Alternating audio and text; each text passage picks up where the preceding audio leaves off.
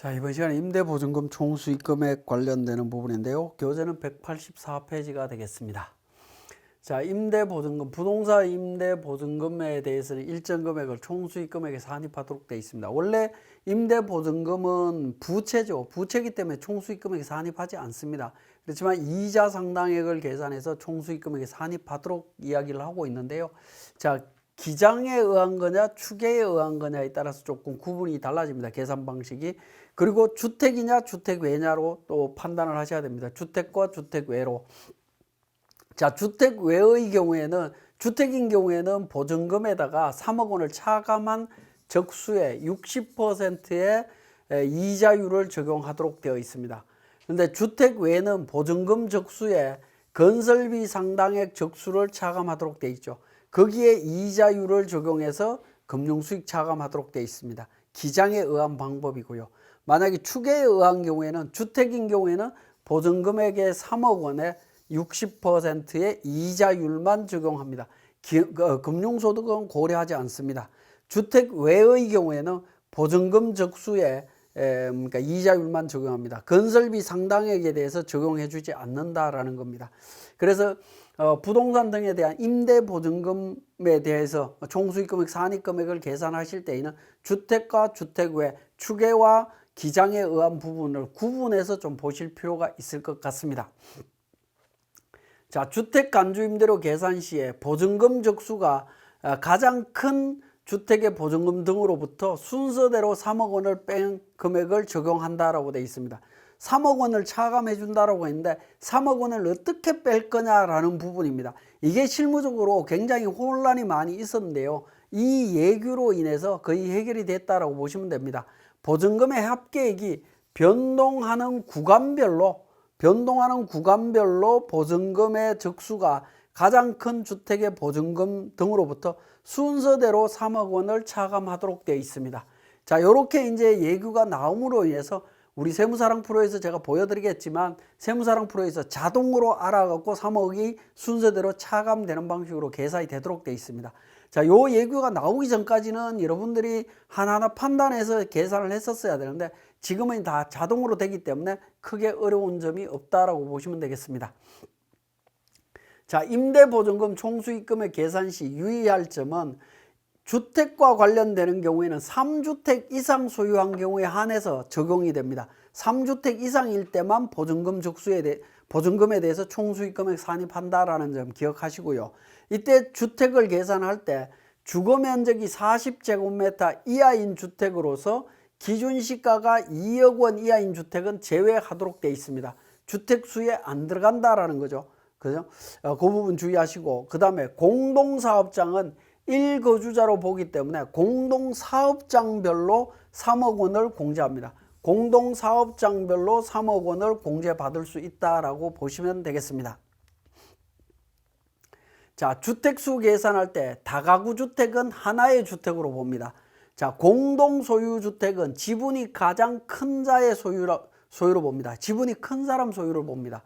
자, 2명 이상인 경우에 지분이 가장 큰 사람이 2명 이상이다. 예를 들어서 50대 50이다 라고 하면 각각의 소유로 봅니다. 둘 다 주택이 있는 걸로 본다라는 겁니다. 그렇지만 예외적으로 남편과 아내가 둘 다 가지고 있다, 50대 50으로 가지고 있다 라고 했을 때 합의로, 서로 합의해서 1인의 소득 귀속자로 정한 경우에는 그 귀속자로 봅니다. 남편이 50%, 아내가 50% 가지고 있는데 남편이 그냥 100% 가진 걸로 신고하겠습니다 라고 하면 남편 걸로 인정받을 수 있다라는 겁니다. 자, 그 다음에 다음의 경우에는 각각 소유로 합니다. 자, 둘 다 각각 본다라고 했고 합의로 합칠 수 있다라고 말씀을 드렸는데, 소유 지분율을 적용한 금액이 600만 원 이상이면, 600만 원 이상인 사람인 경우는 각각 소유하도록 되어 있습니다. 자, 그 다음에 9억 원을 초과하는 주택 지분율이 30% 초과하는 경우, 지분율 30% 초과하면 각각 보유하는 걸로 봅니다. 합의에 의해서 한 사람 걸로 몰아갈 수 없다라는 의미로 이해를 하시면 되겠습니다.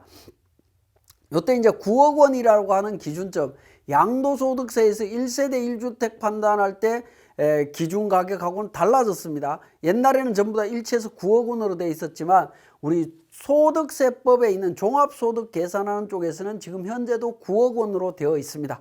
9억 원 기준으로 정리를 해주시면 되겠습니다. 그 다음에 주택수는 부부 합산으로 계산한다라는 겁니다. 부부 합산으로 남편과 아내가 보유하고 있는 주택을 전부 다 판단을 합니다. 자, 판단해서 3주택 이상이냐 여부를 따집니다. 임대보증금 총수익금액 계산은 거주자별로 적용을 합니다. 주택수만 남편이 2채 가지고 있고 아내가 2채 가지고 있다라고 하면 합이 4채죠.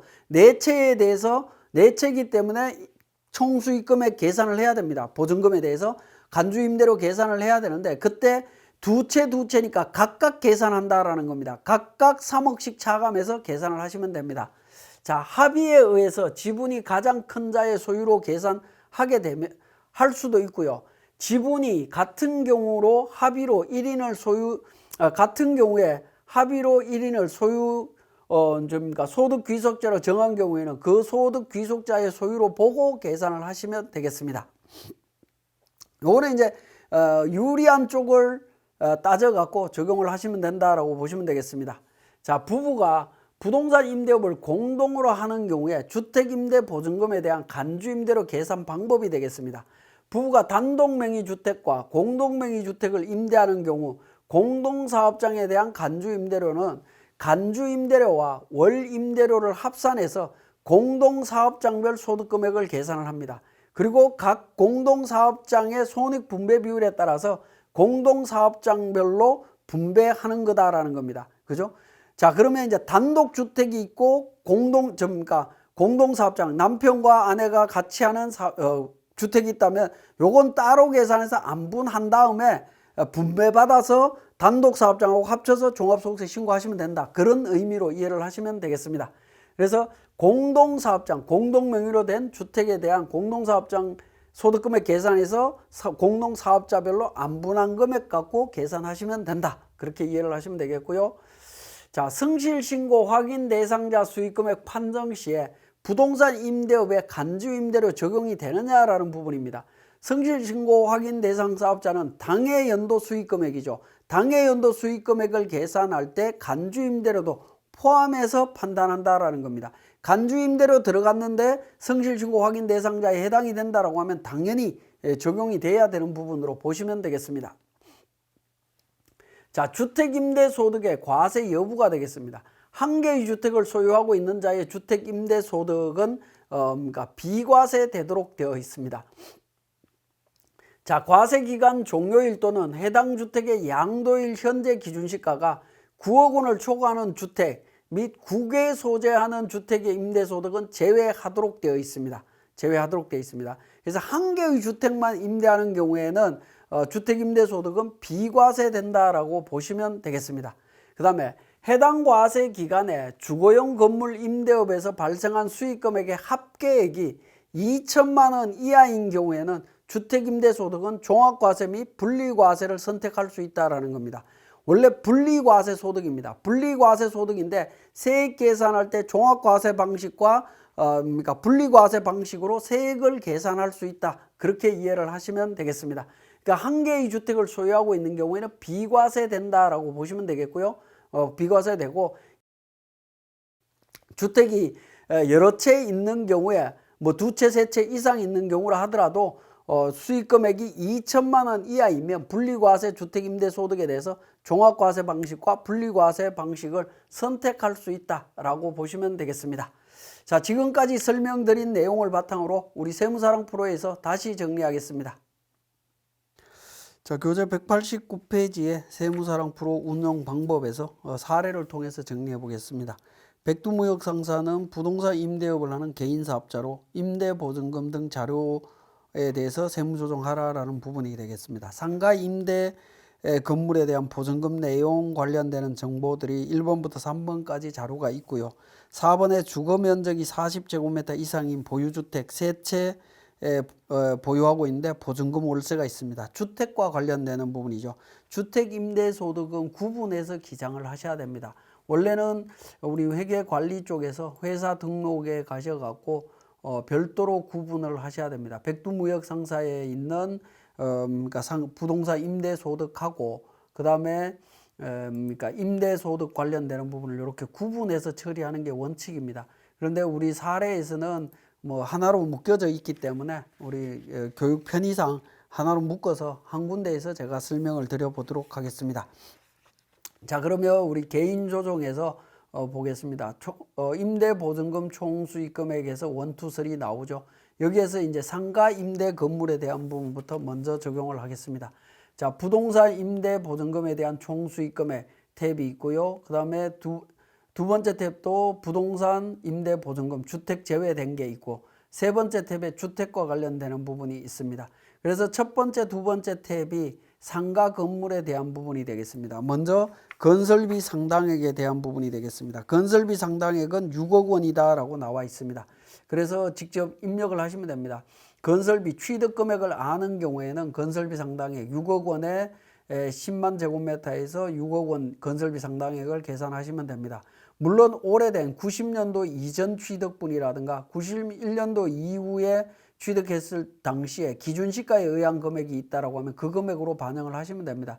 근데 요 최근에는 대부분 다 이제 취득 금액을 알 수 있기 때문에 실거래가액으로 계산을 하시면 되겠습니다.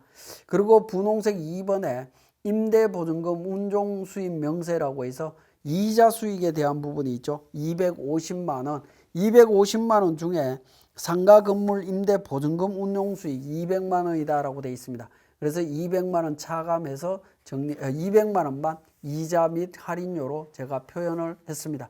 자, 이 부분은 임대 보증금 계산이 되고 나면 간주임대로 계산이 되고 나면 200만 원이 차감되는 성격이라고 보시면 되겠죠. 자, 그 다음에 두 번째 탭으로 갑니다. 두 번째 탭으로 가면 분홍색 3번에 임대보증금 등의 적수 계산이 있습니다. 이 부분은 우리가 기장을 할 때 임대보증금 변동에 대한 부분들을 다 정리를 했을 겁니다. 그래서 F12 불러오기를 통해서 정리를 하시면 됩니다. 그러면 보증금 변동 내역에 대한 적수가 계산이 됩니다. 그리고 3번에 건설비 상당액 적수 나오는데 적요 부분에 그러니까 전기 2월 1월 1일부터 있는 경우에는 전기 2월 부분으로 해서 선택을 하시게 되면 건설비 상당액 적수가 계산이 되고요. 그러면 이자율 1.2%, 지금 현재 이자율은 1.2%로 되어 있습니다. 그래서 129만 4,246원 총수익금액 산입하시면 됩니다. 자, 이 부분 F3번 조정 등록을 통해 갖고 임대보증금 간주입금 관련해서 총수익금액 산입 처리하시면 되겠습니다. 자, 그 다음에 주택과 관련되는 부분은 별도의 회사 코드에서 주택 임대 보증금에 대한 부분을 정리를 하시면 됩니다. 자, 주택과 관련해서 우리 189페이지에 4번에 나와 있죠. 자료가 단독주택 아파트 BC가 있습니다. 그래서 주택 세 채가 있고요. 임대보증금 1억이 있는데 A 단독주택이 임대보증금이 21년 3월 1일 날 변동이 됐습니다. 그죠? 그 다음에 B주택이 21년 2월 달에 새로 임차를 했고 C주택이 3억 원이 6월 4일 날 새로 시작을 했습니다. 자, 요것과 관련되는 정보는 우리가 주택임대가 있다라고 했을 때는 기타 서식 면세사업이라고 하는 부분에 가게 되면 우리 면세사업 신고 관리가 있습니다. 여기에 주택임대사업자 수익금액 검토 서식이 있을 겁니다. 이 검토 서식에서 우리가 면세사업자 수익금액을 사업장 현황 신고할 때 관련되는 정보들을 다 신고를 했을 겁니다. 그죠? 신고한 정보를 바탕으로 해서 정리가 된다라고 보시면 될 것 같습니다. 자, 요 내용은 다른 내용하고 또 연계가 되어 있기 때문에 우리 교재에 있는 내용하고는 조금 다릅니다. 다르기 때문에 어쨌든 여기에 있는 데이터를 갖고 과표 및 세액 계산에서 임대보증금 총수익금액 쪽에 보시면 세 번째 탭에 상단에 CF8 임대 주택별 입력이라고 하는 부분이 있습니다. 이 부분 그러니까 클릭하시면 팝업 창이 나타납니다. 이 팝업 창에서 정보를 입력을 하시면 되겠습니다. 임대 건물마다 관련되는 정보들을 입력하시면 되겠는데 여기에 보시면 불러오기 기능이 있습니다. 자, 불러오기 기능을 눌러보면 주택임대사업자 수익금액 검토표 자료 불러오겠느냐라는 겁니다. 자, 우리 2월 10일까지 면세사업자 사업장 현황 신고한 정보 있죠. 그 내용을 바탕으로 작성하겠다라는 겁니다. 만약에 그 내용을 반영하게 되면 이런 형태로 반영이 될 겁니다. 그래서 임대기간 관련되는 부분, 임대보증금이 변동된 시점 기준으로 쭉 정리가 될 수 있을 겁니다. 그렇게 해서 정리하신 다음에 적용 버튼을 눌러주게 되면 임대주택별 임대 내용을 임대 날짜별로 계산 반영하시겠습니까? 라는 멘트 나오는데 예라고 누르게 되면 반영이 된다라는 거죠. 그러면 임대보증금이 변동된 시점별로 날짜별로 쭉 나열이 됩니다. 나열이 되면서 보증금에 대해서 공제금액도 자동으로 반영이 되도록 되어 있다라는 거죠.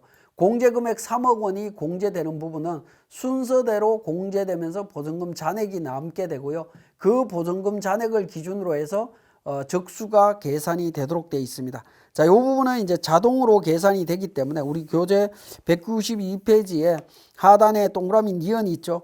입력된 바탕으로 주택임대보증금이 반영된 변동된 시점별로 3억 원을 차감한 후 보증금 잔액에 대한 적수, 총 수익금액 상당액이 자동으로 계산이 된다라고 되어 있습니다. 그렇게 자동으로 계산이 되고 하단 부분에 6번에 보시면 주택임대보증금 운용수입 명세가 있습니다. 운용수입과 관련되는 정보가 있다면 반영하시면 되겠고 없으면 그대로 넘어가시면 됩니다. 만약 있으면 반영하시면 됩니다. 없기 때문에 우리는 그냥 넘어가는데요. 오른쪽에 가시면 총수익금액 상당액이 나옵니다. 155만 464원이 나오는데 F3번 조정 등록을 통해서 주택임대보증금 간주 총수익금액이라고 해서 155만 465원 찾아서 세무조정 해주시면 되겠습니다. 그리고 모든 세무조정 명세서 작성하실 때 작성하시고 나면 반드시 조정 등록을 통해서 관련되는 세무조정 사항을 반영하셔야 된다는 겁니다. 소득금액 조정학계표에 반영하셔야지 이걸 반영하지 않으면 나중에 조정 명세서는 잘 만들어졌지만 세무조정이 완벽하게 이루어지지 않았다라고 볼 수밖에 없습니다. 그렇기 때문에 명세서 작성하신 후에는 반드시 조정 등록이라는 기능을 통해서 소득금액 조정학계표에 관련 정보를 반영해야 된다라는 거 다시 한번 말씀을 드리고요. 우리 교재 190페이지에 보시면 동그라미 2번에 보증금 등에서 3억 원을 차감하는 적수 계산과 관련되는 부분에 있어서 191페이지 예규가 나와 있죠. 자, 보증금 등의 합계액이 변동하는 구간별로 보증금 등의 적수가 가장 큰 주택의 보증금부터 순서대로 3억을 차감하는 거다라는 겁니다. 이 차감하는 방식에 대해서는 우리 프로그램에서 자동으로 진행이 되기 때문에 크게 어려움 없이 진행하실 수 있습니다. 이번 시간 교육은 여기서 마치고 다음 시간에 우리 주택 임대와 관련되는 부분에 대해서 좀 더 세부적으로 알아보도록 하겠습니다.